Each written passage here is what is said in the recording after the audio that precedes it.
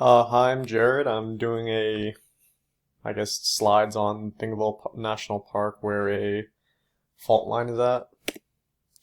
So, Thingvellir Park, I think it's right out in this area, and the fault line is right around here. It runs all the way through the country, and it goes into the ocean, obviously.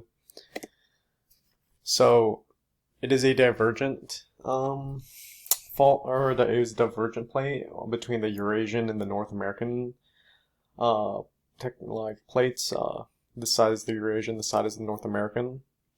It is separating at about 2 centimeters a year in a pretty constant rate. It's caught in 2000. In the summer 2000, it caused two pretty severe earthquakes in Iceland, and it is creating a pretty large valley.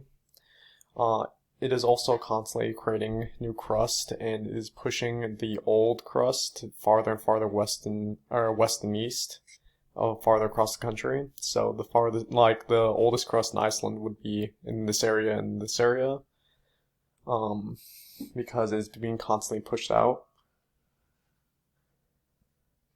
Uh,